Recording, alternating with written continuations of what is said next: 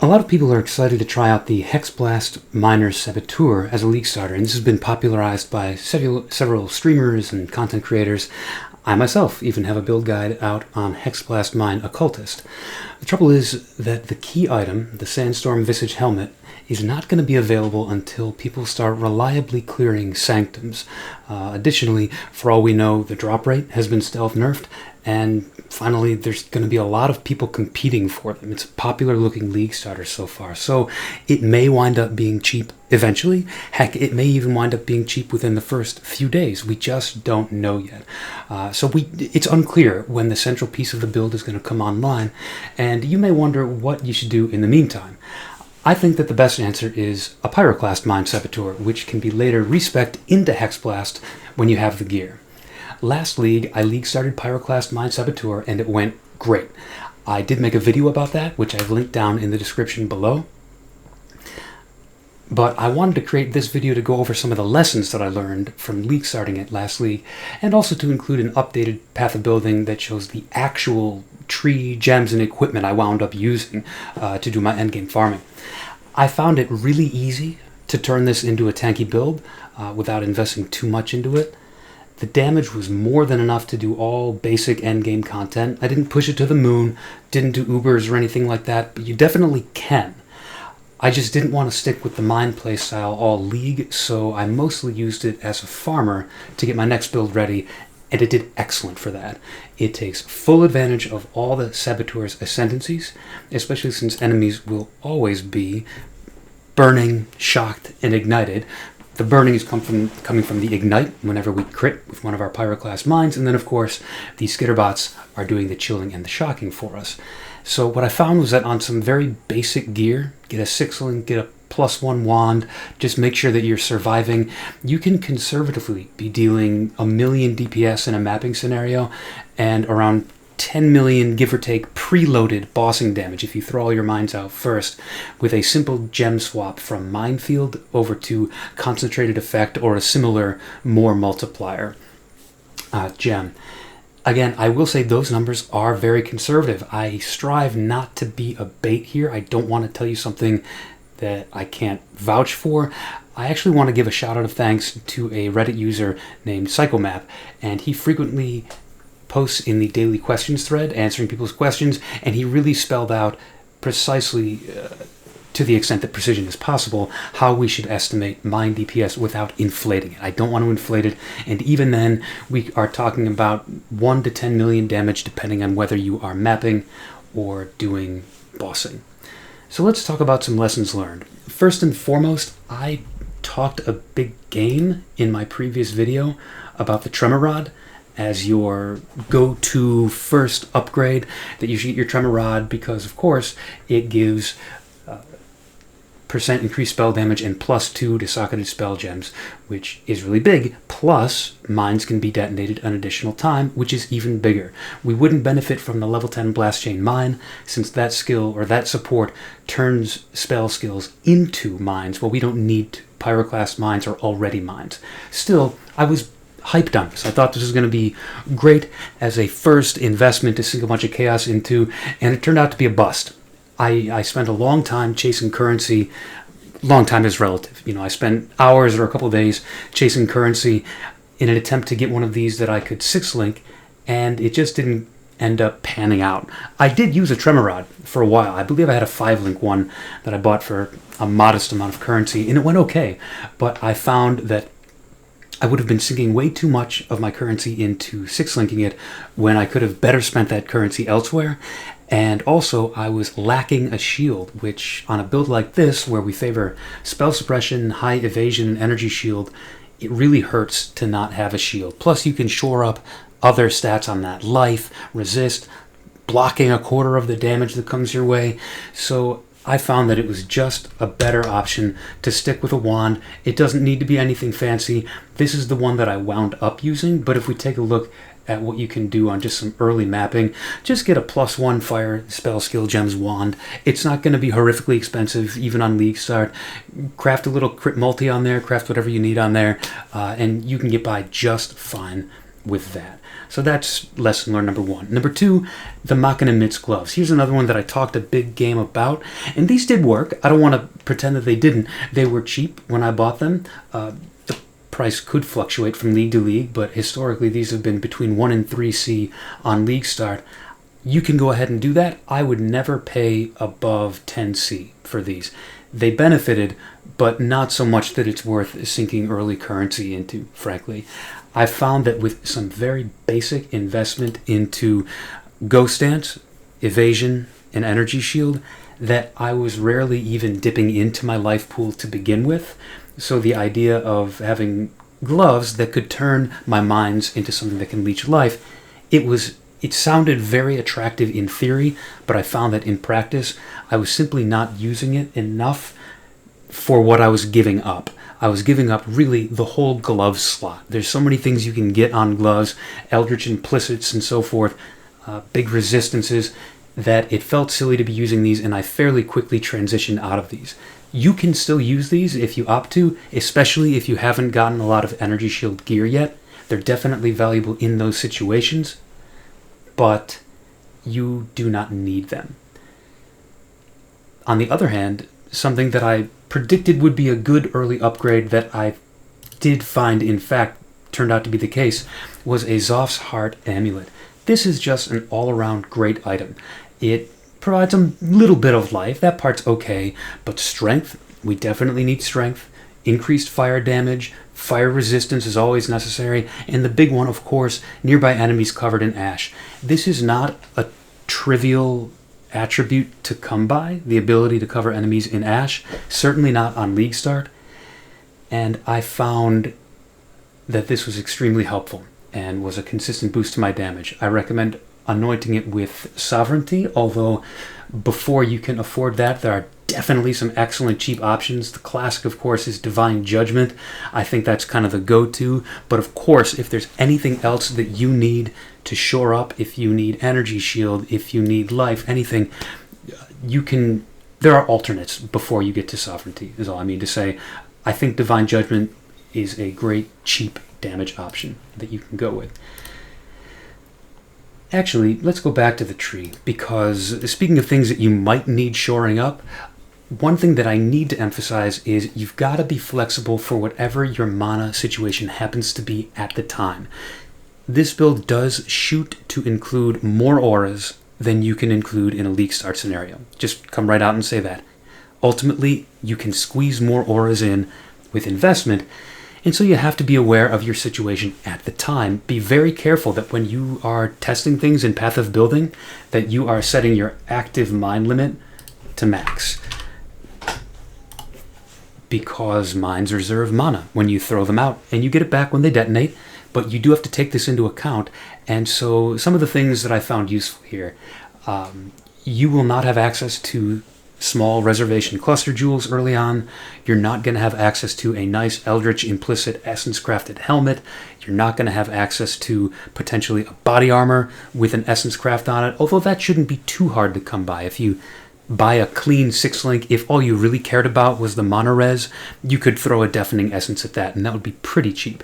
But you wouldn't necessarily have your endgame craft from that. So you may need to consider some other options.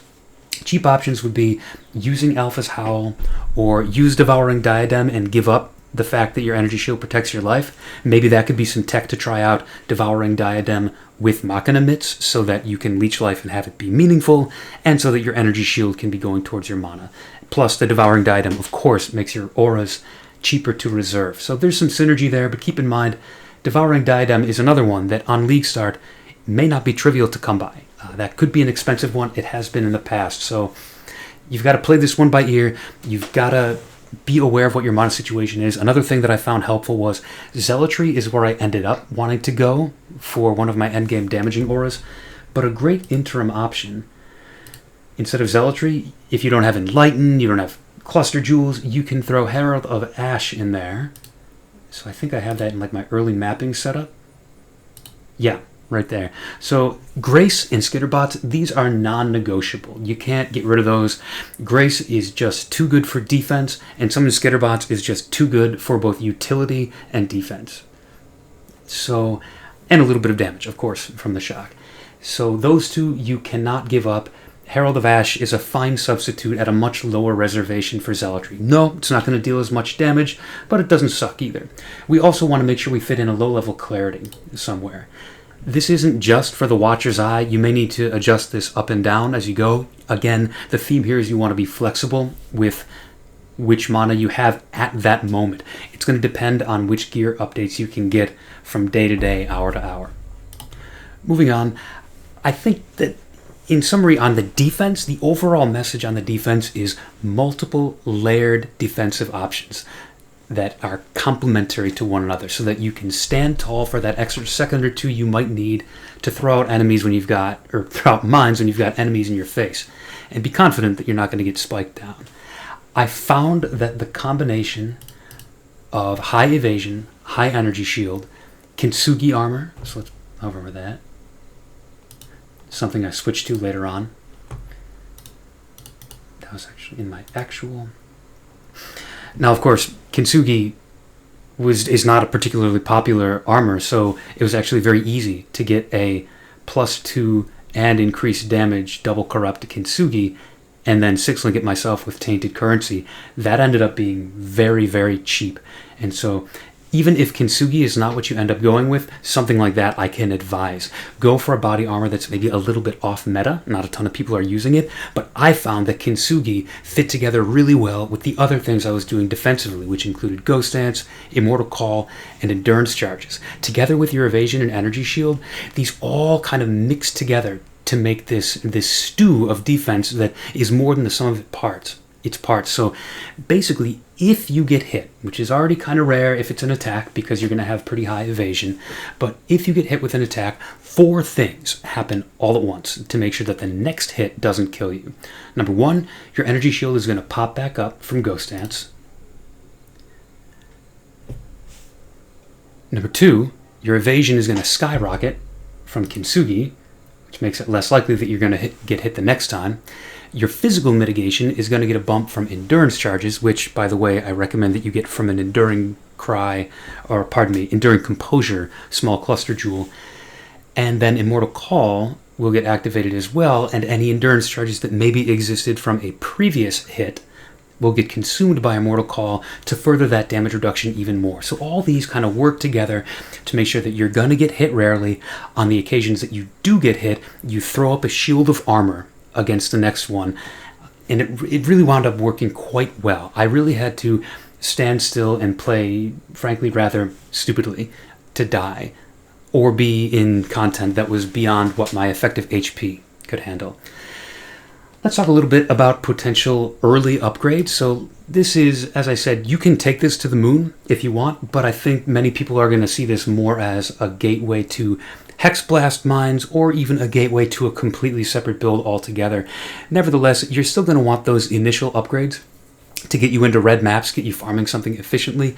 And so I think the immediate upgrades to look for are capped spell suppression, at least a +1 wand, and preferably with some more stuff on it, that Xoph Heart Amulet with the Sovereignty Anoint, a level 21 gem for your Pyroclast, some charge on hit flasks. I really prefer those tri-elemental cold, fire, lightning reduction flasks to synergize with spell suppression, so we're taking even less damage from elemental spells.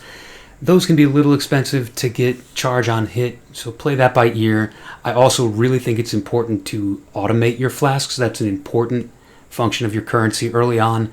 It's a quality of life measure, and also it's a defensive measure, knowing that your human error is not going to cause your flasks to be down when they could have been up. So I consider that an important upgrade. And then the big one is Astral Projector as a ring. Astral Projector, this one you really have to make a judgment call on. If you think that you are imminently going to switch over to a different build, you probably don't want to spend currency on this. It is routinely above 100 chaos at league start, and it does drop down throughout the league, but you're never going to get it for, I think, at the lowest I've seen it is maybe 30 chaos, and often 50 plus.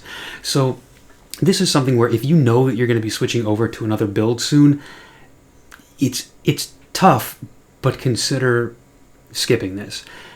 I say it's tough because this is really good. The quality of life is really, really good. Before this, you have to make sure you're throwing your mines right under your enemy's feet, and you are relying on the native area of effect of the explosion to make sure that they're hitting the things that you want to be hitting. With this ring, it doesn't matter where the mines are as long as they're somewhere in range. The detonation will kind of teleport to be right underneath the enemy. So it's a big upgrade if you're thinking of sticking with this for longer than your first, 100 chaos or so. I really think this is a worthwhile investment. And then after that, what should you be thinking about? Well, a better body armor, not just a basic 6-link, but like get some stats on it, get some Eldritch currency on it, or like I said, get a corrupted 6-link unique and try to link it with tainted fusings. You could look at, like I said, some mana reservation efficiency, either via jewels or essences. You could look at some cheaper Forbidden Flesh Flame jewels. So obviously the more expensive ones are going to be out of reach. These are for the extreme players who've already got dozens of divines quickly after league start. There are going to be some that are just out of reach. For instance, I would not expect to be able to get Swift Killer or One Step Ahead. They're amazing, and if you could get them, I would absolutely snap them up. I just don't see that happening. On the other hand, I ended up getting a pair of Escape Artist jewels for extremely cheap. They're not flashy at all, are they? They're really mundane looking, and yet they played so nicely with that defensive setup that I talked about. I'm not saying go out of your way to go get these. I'm just saying try to be flexible in your thoughts about what could you make use of that is maybe cheaper because people aren't thinking too hard about it. You could go with Spellbreaker. If those are looking cheap, that's a great way to shore up your suppression, and it has other bonuses associated with it as well. Assassin clearly has options that are good for us. This is a crit-based build, so Unstable Infusion, Deadly Infusion, both great options.